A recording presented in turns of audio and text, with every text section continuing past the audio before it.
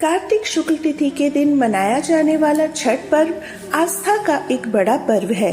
दीपावली के ठीक 6 दिन बाद छठ पूजा की शुरुआत होती है। छठ पूजा की शुरुआत कैसे हुई, इसके जवाब में हमें बहुत सारी पौराणिक कथाएं मिलती है। पौराणिक कथाओं के अनुसार त्रेता युग में माता सीता और द्वापर युग में द्रौपदी जी ने छठ पूजा व्रत रखकर इसकी शुरुआत की थी, क्योंकि उनकी कोई संतान नहीं थी। उन्होंने महर्षि कश्यप को अपने दुख के बारे में बताया। महर्षि कश्यप ने उन्हें पुत्र यज्ञ कराने की सलाह दी। यज्ञ के दौरान आहुति के लिए बनाई गई खीर रानी मालिनी को खाने को दी गई।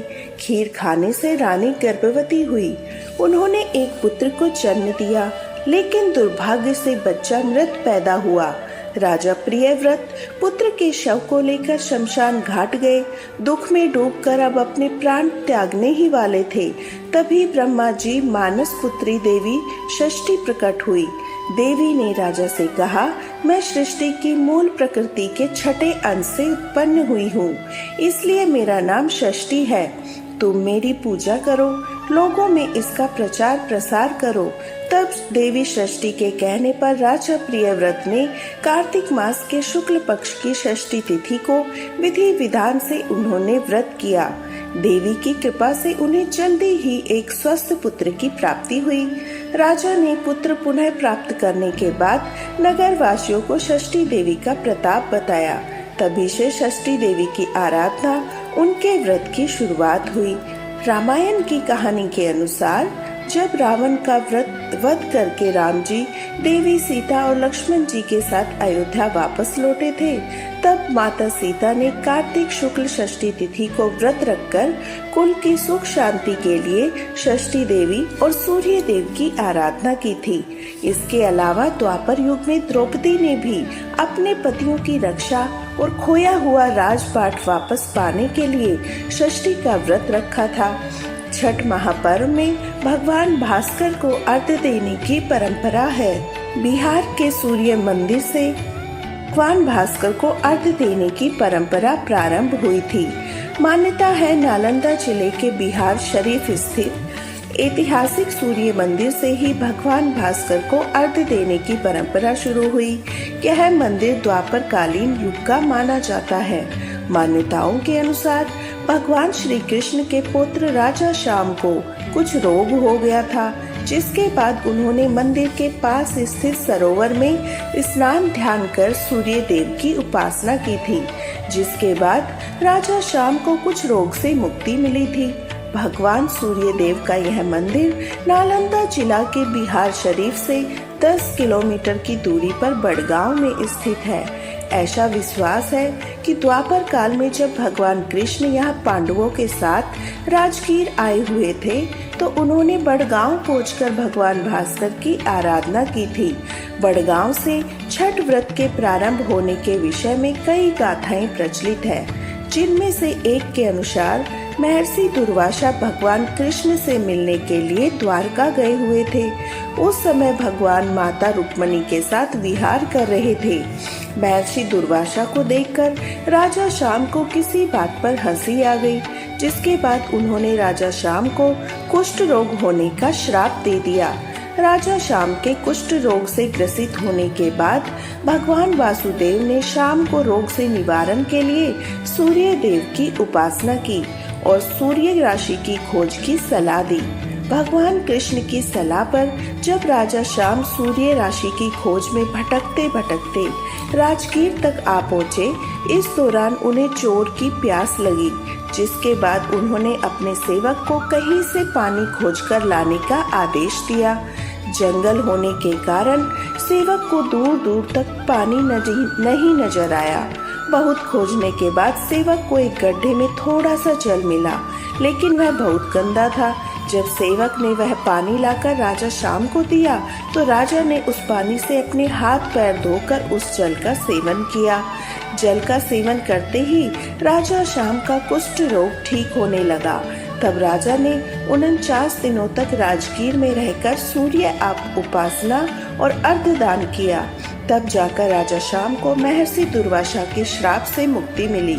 पौराणिक कथा के अनुसार एक बार एक बुढ़िया माई अपने बेटे, बहू और पोते के साथ रहा करती थी। बूढ़ी माई के घर में किसी भी बात की, किसी भी सुख की कोई कमी नहीं थी। बूढ़ी माई छठ मैया की परम भक्त थी। हर साल कार्तिक शुक्ल षष्ठी को छठ का व्रत बड़ी ही श्रद्धा और भक्ति भाव के साथ रखती थी, क्योंकि बूढ़ी माँ की जो बहू थी वह बहुत ही आधुनिक सोच वाली थी। उसका पूजा पाठ में कोई विश्वास नहीं था, ना ही उसका पूजा पाठ में मन लगता।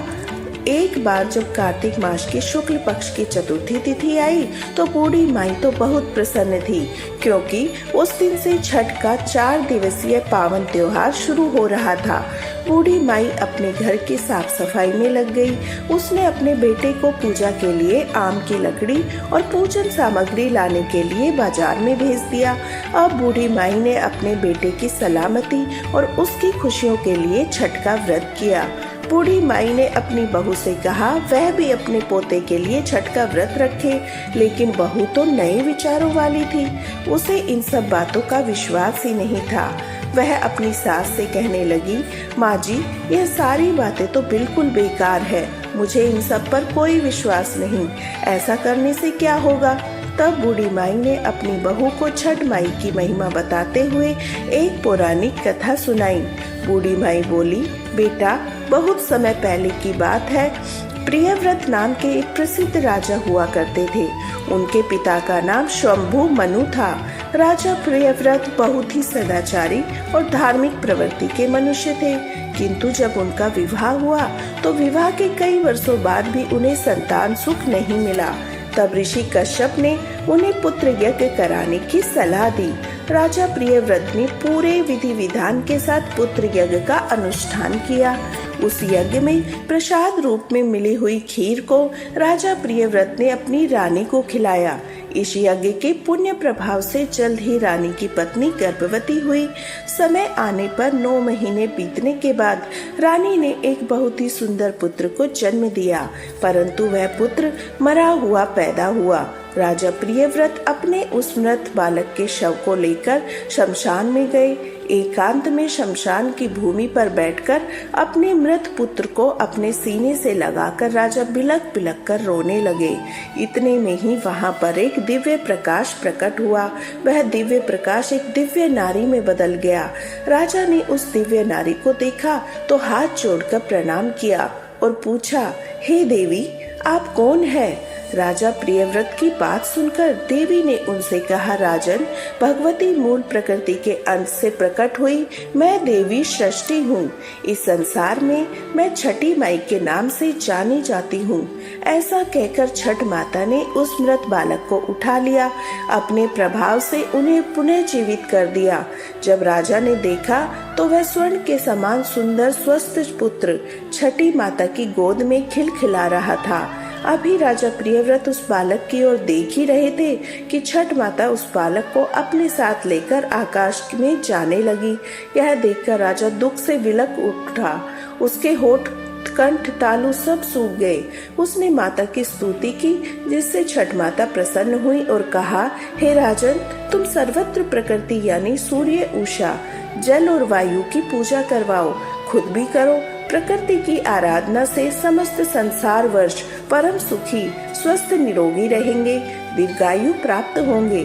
तब राजा प्रियव्रत ने सूर्य, उषा, जल और वायु की और छठी माता की पूजा की और व्रत किया। इस पूजा से प्रसन्न होकर छठ माता ने राजा को उनका पुत्र वापस दे दिया। तभी से कार्तिक शुक्ल षष्ठी के शुभ अवसर पर सूर्य, उषा, प्रकृति, जल, वायु के साथ छठी मैया की पूजा की जाने लगी। अपनी बहू को यह कथा सुनाकर बूढ़ी माई कहने लगी, बेटी, छठ माता की महिमा तो ऐसी ही है। स्वयं भगवान श्री राम और सीता मैया ने भी छठ का व्रत करके भगवान सूर्य देव का आशीर्वाद प्राप्त किया था। महाभारत काल में दानवीर कर्ण और पांडव भी छठ का व्रत कर चुके हैं। यह सुनकर वह आधुनिक युग और नए विचारों वाली बहू बोली, माँ जी, यह सब तो मन गढ़ंत बातें हैं। मैं इन पर विश्वास नहीं करती। ना तो मैं इतने घंटों तक भूखी प्यासी रह सकती हूँ, ना ही अपने शरीर को कष्ट दे सकती हूँ। यह व्रत तो माँ जी आप ही करो। बहू को फिर से समझाने की कोशिश की, लेकिन वह नहीं मानी। उल्टा वह तो सास और छठी माता का ही मजाक बनाने लगी। तब छठी बूढ़ी माई ने अपनी बहू को फिर से समझाने का प्रयास किया और कहा, हजारों सालों से चली आ रही इस परंपरा का मजाक तो मत उड़ाओ। तुम भी मेरे पोते की दीर्घायु के लिए छठी माता का व्रत और पूजन करो। बूढ़ी माई की बातों को अनसुना करके बहू वहाँ से चली गई। लेकिन बूढ़ी माई ने बड़े ही श्रद्धा और विश्वास के साथ नहाए खाए का दिन किया। उधर बहू ने सारा दिन मौज मस्ती में बिता दिया। अगले दिन छठ के पर्व का दूसरा दिन यानी कार्तिक शुक्ल की पंचमी तिथि का दिन आया, जिसे खरना के नाम से जाना जाता है।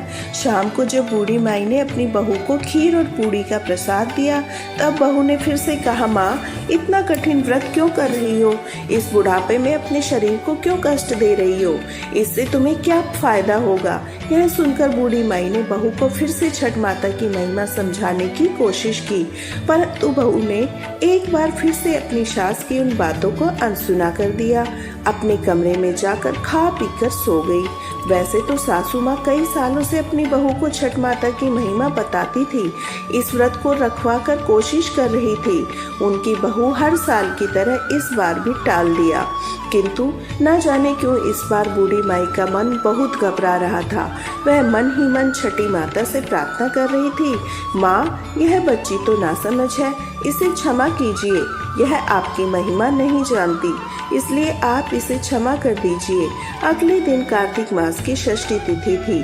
सभी लोग छठ पूजा की तैयारी में जुटे थे, परंतु बहू अभी तक कमरे में सो रही थी। उस दिन बहुत देर से उठी। उठकर बहू ने जब अपने पास सो रहे अपने बेटे को उठाना चाहा, तो बेटे ने कोई जवाब नहीं दिया। न बेटा हिला न डुला। तब यह देखकर बहू बहुत घबरा गई। वह भागी भागी अपने पति और सास को बताने के लिए गई। जब उन्हें इस बात का पता चला, तो सास और पति दौड़े दौड़े कमरे में आए। उन्होंने भी बच्चे को जगाने की कोशिश की, किंतु बच्चा न हिला न डुला। उसके शरीर में कोई हरकत नहीं दिखाई दी। यह सब देखकर सब घबरा गए। उस बच्चे को लेकर वैद्य जी के पास गए, किंतु वैद्य जी ने बालक को देखकर मृत घोषित कर दिया। वैद्य जी भी हैरान थे, इतना अच्छा स्वस्थ बालक अचानक से कैसे मृत्यु को प्राप्त हो सकता है। बालक को मृत्यु देखकर सभी विलाप करने लगी। बूढ़ी माई का दिल तो पहले से ही घबरा रहा था। पोते की इस प्रकार मृत्यु हो जाने पर बूढ़ी माई की जुबान पर केवल एक ही शब्द थे, हे छठी माई क्षमा कर दीजिए, मेरे पोते के शरीर में सांस भर दीजिए। छठी माई आप तो पुत्र देने वाली हो, उनका पालन पोषण करने वाली हो, तुम समय से पहले मेरे पोते के प्राण भला कैसे ले सकती हो? छठी माई अगर हमसे कोई भूल हुई है तो हमें क्षमा कर दो। बूढ़ी माई लगातार छठी माई को इस प्रकार प्रार्थना करती रही, वह उसके पोते को वापस लौटा दे। तभी एक औरत वहाँ पर आई और कहने लगी, आज तो छठी माई का व्रत है। छठी मैया तो कभी भी किसी भी बात पर अपने बच्चों को, अपनी संतानों पर नाराज नहीं होती। जरूर आपसे कोई गलती हुई है जिससे छठी माता बहुत नाराज हुई। आज तो छठ का पावन पर्व है, पूरी श्रद्धा से छठी माई को याद करो और विधि विधान से माता का व्रत रखने का संकल्प करो। तब उस औरत ने सासू माँ की बहू से कहा, बहू तुम्हारा पुत्र अवश्य ही जी उठेगा। शोक में डूबी हुई माँ के लिए यह शब्द उम्मीद की किरण लेकर आए। उस औरत ने बहू से कहा, बहू तुम भी संकल्प लेकर इस व्रत को अवश्य रखना। उस अनजान औरत की बातों में कुछ ऐसा जादू था, इतने सालों से समझा रही उसकी सासू माँ की बातों का बहू पर असर नहीं हुआ, लेकिन कुछ ही क्षण में की गई बातों का उस बहू पर एकदम असर हो गया। बहू के मन में छठी माता के प्रति विश्वास और श्रद्धा भर आया। वह आंखें बंद करके छठी मैया को याद करने लगी। छठी मैया से प्रार्थना करके कहने लगी, हे छठी माई मेरे बच्चे को पुनर्जीवित कर दो, अब से हर साल छठ का व्रत करूंगी। इस प्रकार आंखें बंद कर जब बहू छठी माता का व्रत का संकल्प ले रही थी, तभी उसने देखा उसकी गोद में बच्चा आंखें खोलकर मुस्कुरा रहा है। इतना बड़ा चमत्कार देखकर सभी लोग और वैद्य जी भी हैरान हो गए। बालक को जीवित देखकर जैसे ही बहू ने आंखें खोली, उस अनजान औरत को धन्यवाद देकर कहा, हे छठी माता, जैसे आपने बूढ़ी माई के विश्वास की लाज रखी, उनकी बहू को सद्बुद्धि दी, उनके बच्चे की रक्षा की, ऐसे ही कथा कहने वाले, सुनने वाले, हुकारा भरने वाले सभी के परिवार रक्षा करना। जय छठी मैया। बोलिए छठी मैया की जय। सूर्य देव भगवान की जय।